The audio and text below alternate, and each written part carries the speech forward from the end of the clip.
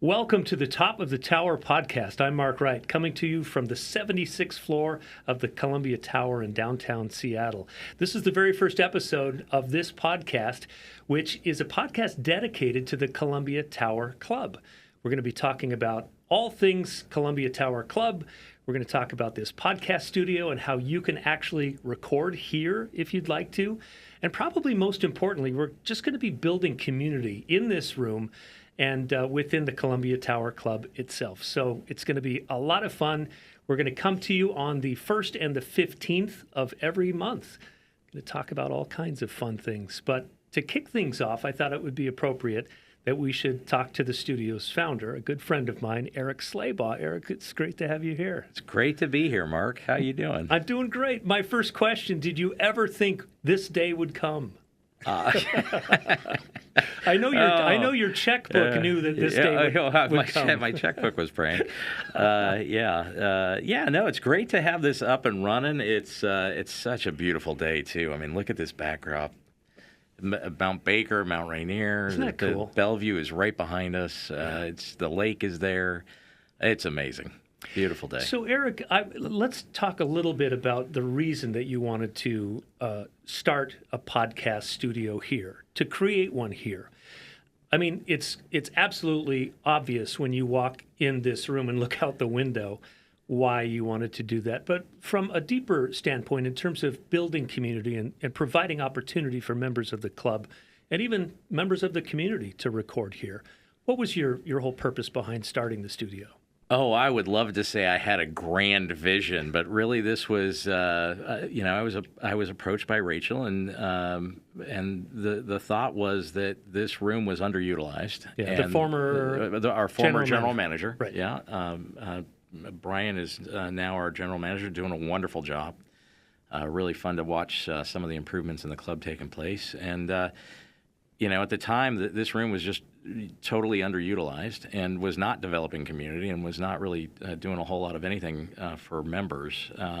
And the conversation was, hey, we should put a podcast studio in there. And I said, well, happy to participate and help out with that.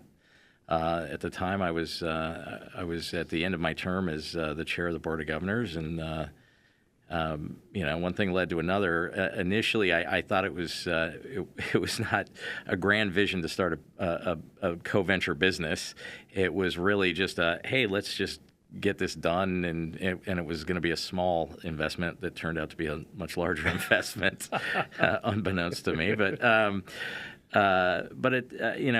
as things have progressed, this is an amazing place to record. Yeah. And it is an amazing backdrop. And had some really good conversations with a fellow EO member, Colin Christensen at Tenacious Ventures, who, when he got up here, he's like, "Oh, we want to partner with you on some stuff." Yeah. And a whole bunch of other people have had the same response. So, yeah, it's going to be fun.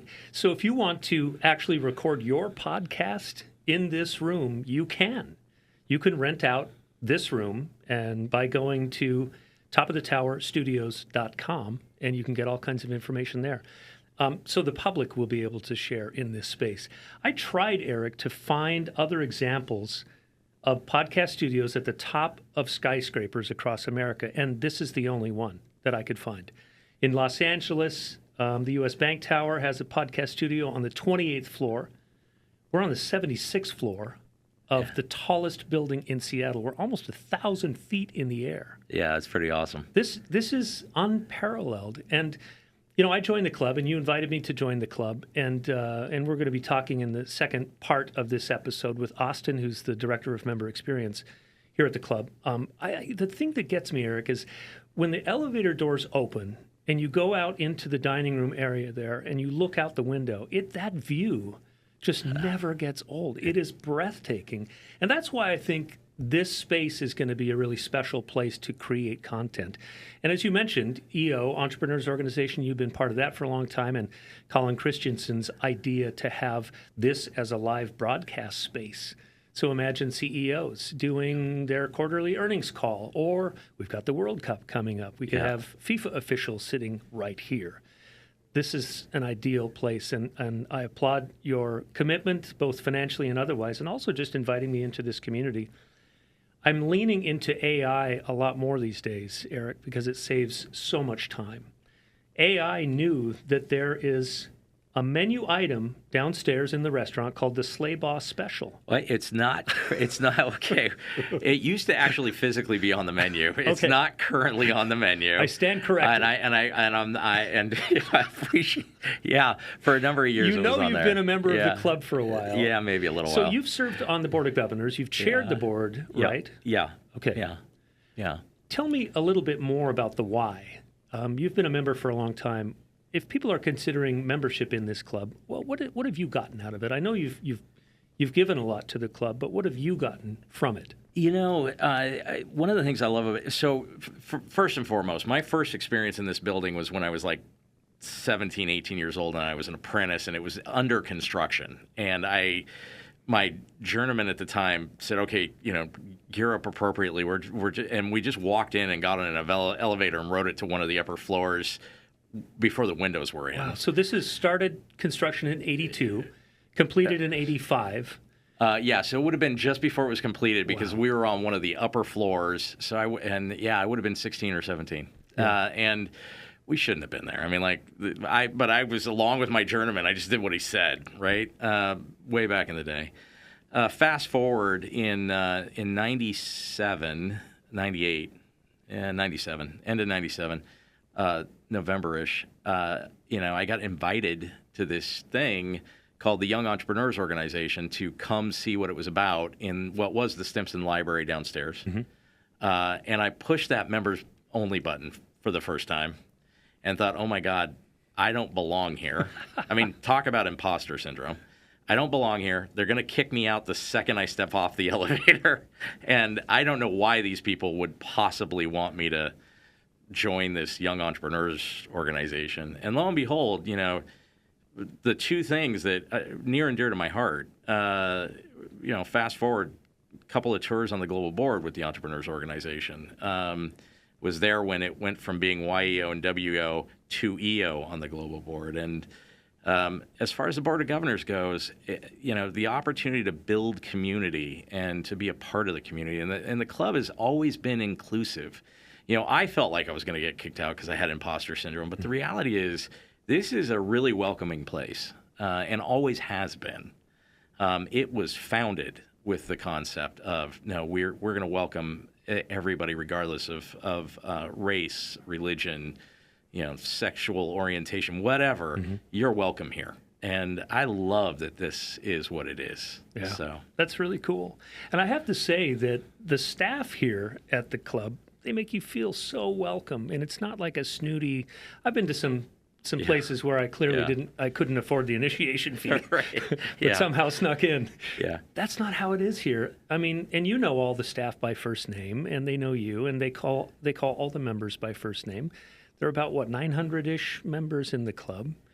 A lot of times they will say Mr. Slabaugh, and I go, it's totally good if you call me Eric. Yeah, and I appreciate the fact that they want to be respectful, and I appreciate that they are respectful. But yeah, I like that I some of the staff I consider friends. I mean, truly, and we'll sit about talk, and how's your daughter doing? How and they'll ask about Evan's here. They'll ask about Evan. He's our recording engineer that you can't see just off camera. Yeah.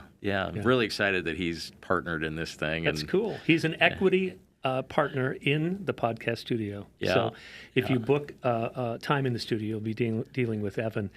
But I want to get back to the Slabaugh Special, Eric. If someone comes in for dinner and says, I'd like the Slabaugh Special, they will get something, right? And what is it? I don't know that they will now. Okay. So I don't know that they will. But what was it back in the day? So grilled salmon, grilled scallops, if scallops are in season, grilled prawns, and then grilled broccoli or asparagus or both, depending on what was in season. Okay. So it was a very paleo. Sure. It was a lot of protein in that plate, buddy. Yeah, it was good for my diet at the time. I love it. One of the things, Eric, that impresses me about the membership in the club, and I've had a chance to get to know and have lunch with a lot of the members here who are interested in helping me develop my business as a podcast developer.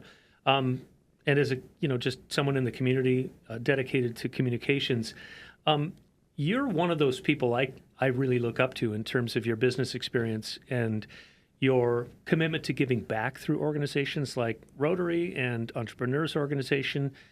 At 19, you took over the family business, Absco Solutions, what is called now. You guys install incredible security systems for things like universities and sports stadiums. And I mean, you've grown that company like literally from the time you were a teenager to today. And you must be really proud, Eric, of what you've done with Absco over the years. It's an amazing company because of you. Well, thank you. Yeah. It has grown substantially. And, my mom was one of the three founders. My mom, my dad, and they had Jimmy Upjohn of the Upjohn pharmaceutical family was one of the founders. Jimmy and my dad passed away quite a while ago, and my mom passed away this last year. I ended up taking a sabbatical as a result of that, because I realized that, for the longest time when I first took over the business, it was literally just to make sure that my parents didn't lose their house. And then it was, okay, now it's become something real, and now I need to try and give them a retirement. And then it's, well, now I've got a family of my own, and I need to support that. And I want to make sure that we take care of our customers and that we're doing a good job and that we're serving the community well. And as it grew, there was always a different cause. I got to put the kids through college. And then there's a point where it's like, and I've been writing some LinkedIn posts around this about this concept of don't expend your health in the pursuit of wealth, only to expend your wealth in the pursuit of health. Right. And I've done a pretty good job at doing that, for what it's worth. I've expended a lot of my health in the pursuit of making sure that I took care of the business. Yeah. And I think now it's I'm at a good point where there's a lot, people talk about work-life balance. There's a lot more balance to life now that I realize that, no, it's all important. And, taking care of health is taking care of the business. Yeah. So, well, we're going to bring in Austin in just a sec. One final question for you, Eric. And if people are considering joining the Columbia Tower Club, what would you say is the benefit to people who join this club? I'll be rattling off all kinds of benefits, including reciprocal agreements that this club has with other clubs, including golf resorts all over the country. Yeah, I know you have not enjoyed that at all. Oh my gosh. Yeah. I mean, these are resorts, Eric, that I could never get in. Yeah, right. But because I'm a member of this club, you just pick up the phone and you're in. Yeah. But what would you say is the biggest benefit of being a member here? I love the reciprocity, and it's not just the golf clubs; it's other tower clubs, it's other dining clubs. When Evan and I were doing a tour of national parks, we stopped in D.C. and had dinner at one of the clubs there, and I love all of that. But specific to the Columbia Tower Club, first of all, best home court advantage there is. I bring people here for business, and they're blown away. It's like, oh my gosh, this place is amazing. I know it is. Yeah. Like, the first time you show up, the ladies' restroom, like, I don't. We'll be doing an episode on the ladies' restroom. The ladies' restroom. Yeah, okay, well, that's from good. The ladies' restroom. That's good, but on the ladies' restroom. Yeah. Well, and I'm obviously not going there, but if I have a female guest in the club, it's like, oh, have you been to the 76th floor ladies' restroom? It's like, oh, you haven't? You need to go there before you leave. It's one of Oprah's favorites. I mean, that's awesome. It's a great home court advantage, and lots of amazing members, lots of amazing social events. It's a great spot. My offices are in Linwood and Fife, and down in Oregon and in Spokane. If I got to come downtown and I got to work for part of the day, this is a great spot to just land and get work done. Mm-hmm.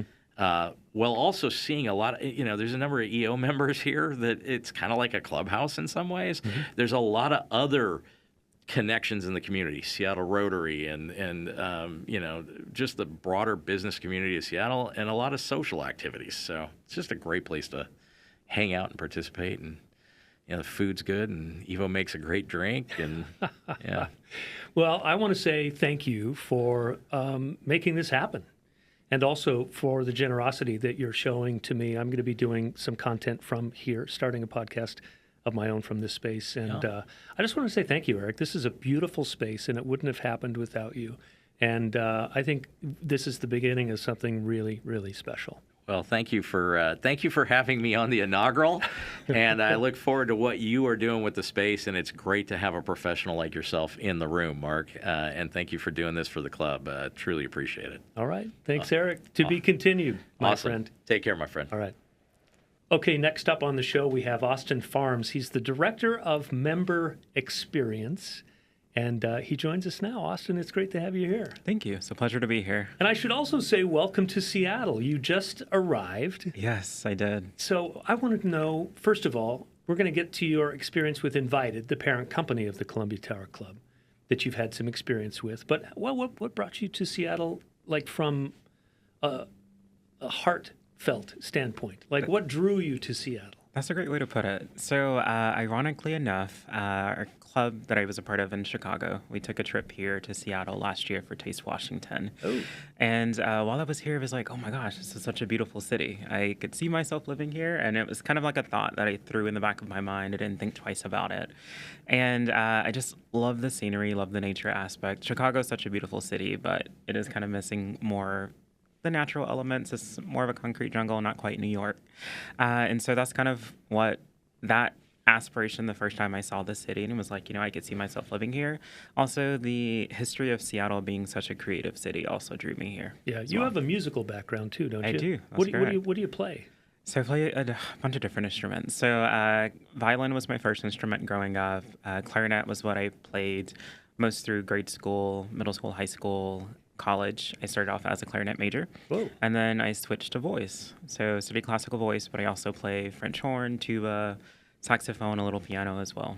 Well, I play the drums, and I feel like maybe we should put a Columbia Tower Club band together. I think a jam session sounds like a great time.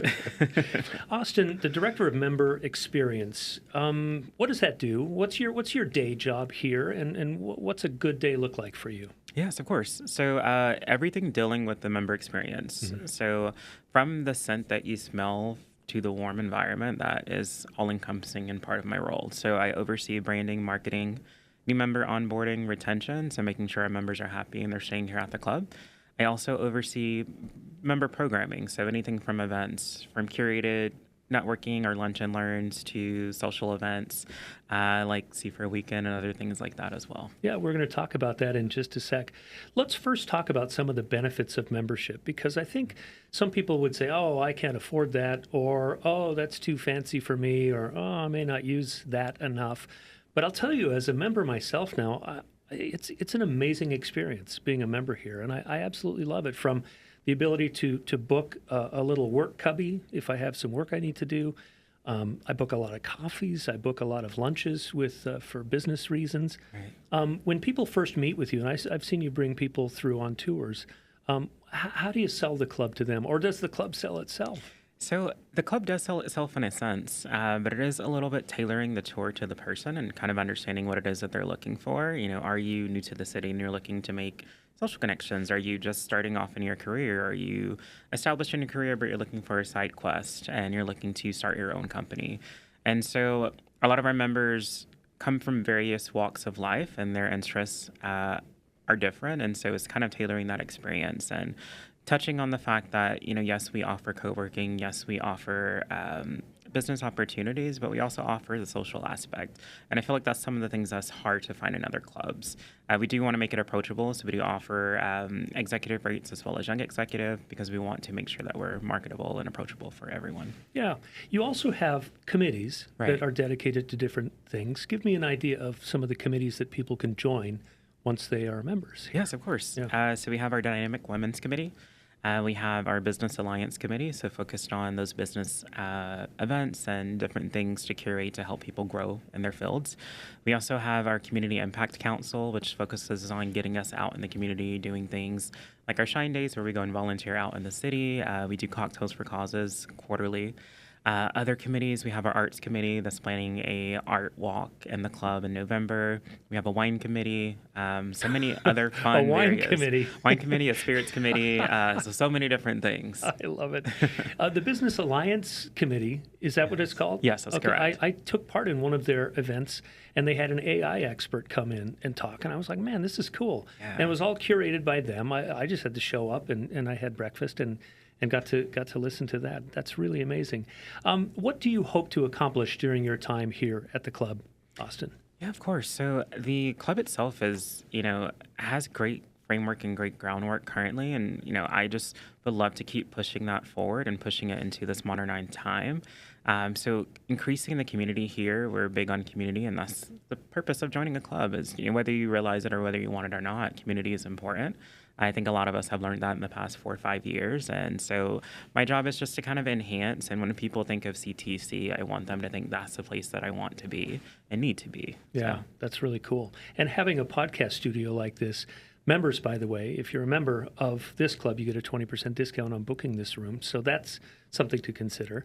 But as a marketing tool, have you ever seen, let's talk first about the Invited Club network. Right.